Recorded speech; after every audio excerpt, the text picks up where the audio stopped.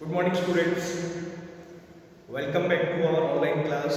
As you know, from today onwards, we will study online.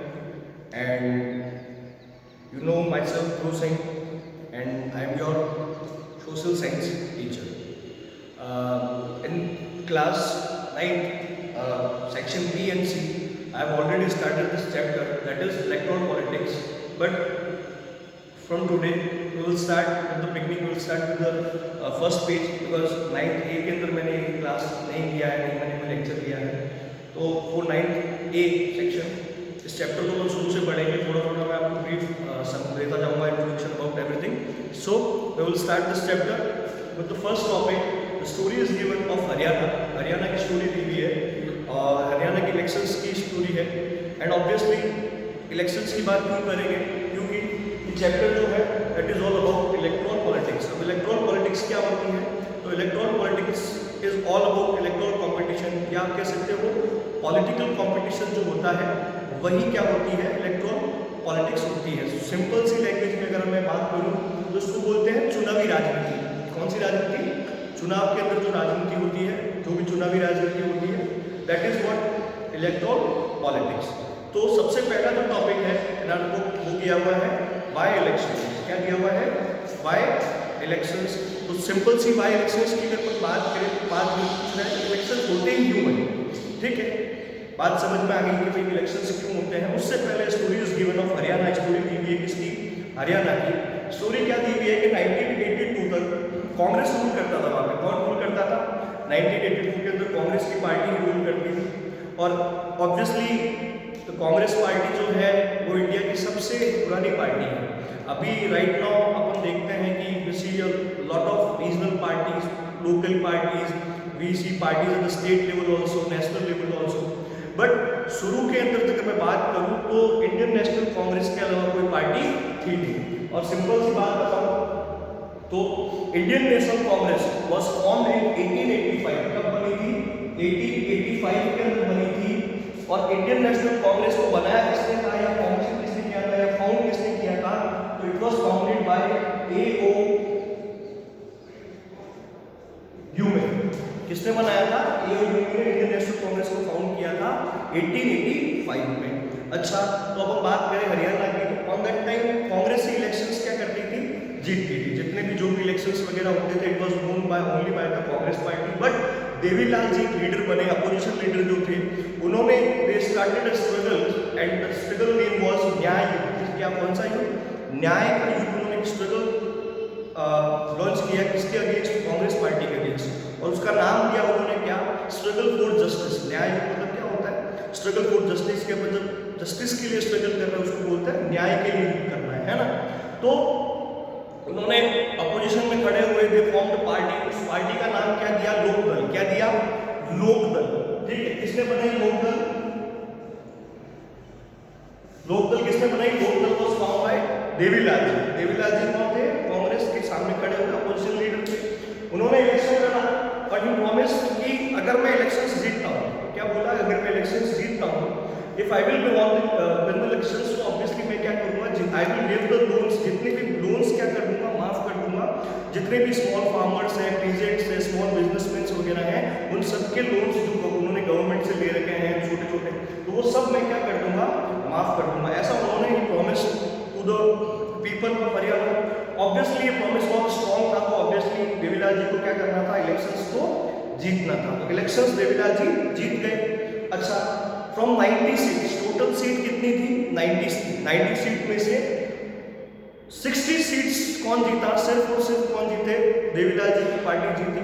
और obviously 60 seat मतलब क्या है?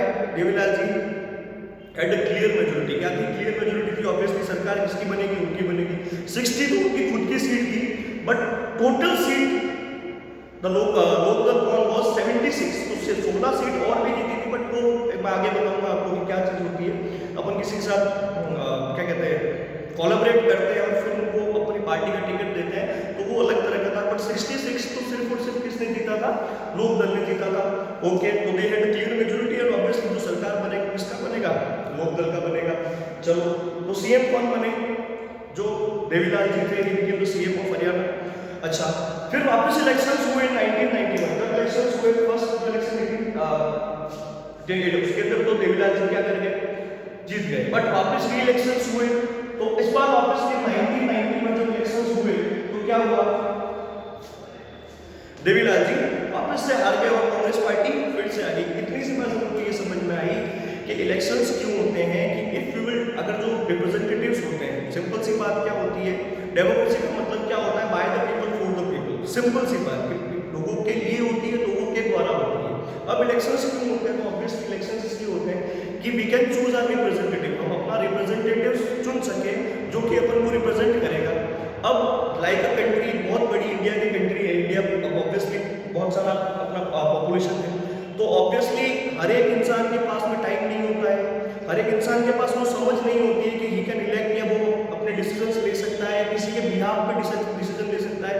तो ऑब्वियसली हम क्या करते हैं, इलेक्शंस रखते हैं, और इलेक्शंस रखने के बाद हम अपना रिप्रेजेंटेटिव इलेक्ट करते हैं, चूज करते हैं, और वही रिप्रेजेंटेटिव अपन को क्या करता है, he will represent us in the government. तो इस बेसिक से आपको कोई समझ में आया कि इलेक्शंस इसलिए होते हैं कि अपन अपने रिप्रेजेंटेटिव को चुन सके, जो अपने बिहार पे अपनी अच्छी चीज़ों को सरकार को बता सके कि भाई ये एक पर्टिकुलर सेक्टर है, पर्टिकुलर जो क्लास है, या पर्टिकुलर जो भी चीज़ें हैं, वो अपन की हर एक हित की जो बातें होती है वो अपन को कहाँ रख सके, सरकार के अंदर रख सके। इसीलिए बेसिकली क्या होते हैं, इलेक्शंस वगैरह कंडक्ट किए जाते हैं, और दिस पॉलिटिकल कॉम्पिटिशन और we can say this elections ही क्या होता है, इलेक्टोरल पॉलिटिक्स को जन्म देता है। कह सकते हैं ये सब रीजन क्या होता है इलेक्टोरल पॉलिटिक्स इसका, मतलब इलेक्शंस वगैरह इलेक्टोरल पॉलिटिक्स के क्या होते हैं, रीजंस वगैरह होते हैं। अब अपन ने देखा कि इलेक्शंस क्यों होते हैं, आगे just as the study more the chapter में मैं आपको बताऊंगा बाकी चीजें भी क्या होते हैं, इलेक्शंस क्या होती है, रिजर्व क्लास कौन सी होती है, वोटर लिस्ट कैसे बनती है, कैसे वोटर लिस्ट होती है ना। तो अब मैं सिंपल सी बात इलेक्शंस की मैं डेफिनेशन दे सकता हूँ कि इलेक्शंस क्या होते हैं।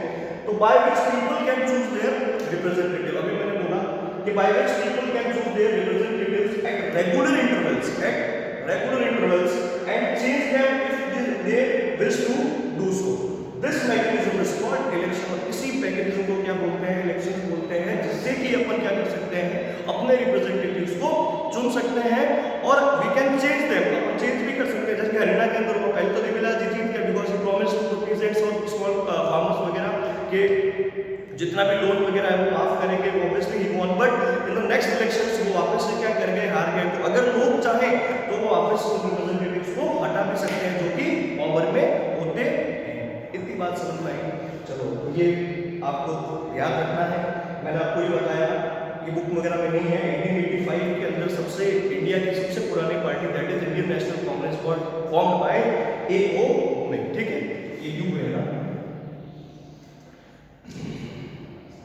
चलो इतनी सी बात समझ में आई। अब बात आती है why do we need elections. Second बात क्या आती है कि भाई ठीक है इलेक्शंस होते क्या है, समझ में आ गया, सिंपल सी बात है। अब ये बोलते हैं कि हमको इलेक्शंस चाहिए, हमको इलेक्शंस की जरूरत क्यों होती है। तो मैंने अभी आपको थोड़ी देर पहले एक चीज बोली कि बुक के अंदर क्या दिया हुआ है कि बहुत बड़ी जो डेमोक्रेसीज वगैरह होती है, बहुत बड़ी बड़ी जो कंट्री की पॉपुलेशन होती है, ऑब्वियसली उन सब के लिए it is not possible for all of them to sit together and take decision. सबसे पहली बात तो ये समझना है कि भाई सारे इंसान अगर इलेक्शंस नहीं होंगे, अपना कोई रिप्रेजेंटेटिव नहीं होगा, तो ऑब्वियसली सबको डिसीजन लेना पड़ेगा, है ना। अब एक सिंपल सा मैं लॉजिक बताऊं, एक सिंपल सा एग्जांपल दूं। तो as in your 9th class each section have near about 40 students, 35 students होते हैं, ठीक है। अपन मान के चलते हैं कि 40 स्टूडेंट्स हैं, 20 क्या है गर्ल्स हैं एंड 20 क्या है बॉयज हैं। सिंपल सा बता रहा हूँ, why do we need elections. 20 boys हैं, 20 गर्ल्स हैं, समझ में आ गया। अब आपको कोई पिकनिक जाना है, ठीक है, आपको गेम पीरियड के लिए जाना है या आपको कोई एक्टिविटी करनी है, तो ऑब्वियसली अगर आपके पास में कोई रिप्रेजेंटेटिव नहीं है जो कि आपको रिप्रेजेंट कर रहा है, इन द सेंस कि you don't have a monitor in the class, अगर आपके पास कोई मॉनिटर नहीं है क्लास में, तो आप 40 स्टूडेंट्स को क्या करना पड़ेगा, जाना पड़ेगा कहाँ पे, ऑफिस के अंदर, प्रिंसिपल सर फादर के पास आपको जाना पड़ेगा, और आप जाके 40 स्टूडेंट्स आप बोलेंगे कि सर हमारे पास ये प्रॉब्लम है, ये पिकनिक जाना है, ऑब्वियसली सबको जाना पड़ेगा। अगर वहीं पे आपके क्लास का एक मॉनिटर है जो आपको रिप्रेजेंट कर सकता है, जो आपकी बात किसी और को बोल सकता है, तो आप सबको नहीं जाना पड़ेगा, समझ में आया। तो ये ये समझ में आया कि इलेक्शंस क्यों होते हैं। तो बड़ी जो कंट्रीज होती हैं जहाँ पे हमको बड़े बड़े डिसीजंस लेने होते हैं, ऑब्वियसली एवरीबडी कांट गो, और हर एक किसी का टाइम भी नहीं होता, हर एक किसी का समझ भी नहीं होता, तो इन सब के लिए अपन अपना एक रिप्रेजेंटेटिव चुनते हैं जो कि अपने लिए काम करता है। That is why what we need elections, है ना। इसीलिए हमको इस तरह के इलेक्शंस चाहिए, क्योंकि इलेक्शंस के through we can choose our representative. ठीक है, तो यहाँ पर देखो कुछ बातें लिखी हुई होगी, ये एग्जाम्पल जो मैंने दिया ये भी you will get in the book on page number 58। ठीक है, तो लिखा हुआ है कि a rule of the people is possible without any elections if all the people can sit together every day and take all the decisions. मैंने जैसा अभी आपको बोला, but as we have already seen in chapter 2, this is not possible in a large community. Obviously it is not possible in a large community can everybody can sit together and take decisions. ठीक है, possible नहीं होता है, एक बड़ी community में तो possible नहीं होता, फॉर लार्ज कंट्री बिल्कुल ही पॉसिबल नहीं होता। ठीक है, nor it is possible for everyone to have the time and knowledge to take decisions on all matters।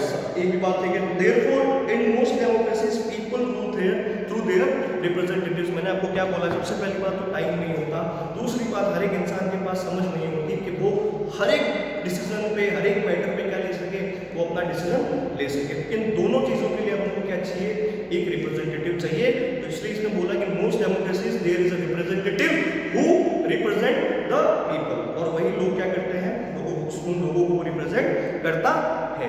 ठीक है, कुछ बेसिक सी बातें यहाँ पे लिखी है, जो देयर आर 3 पॉइंट्स गिवन।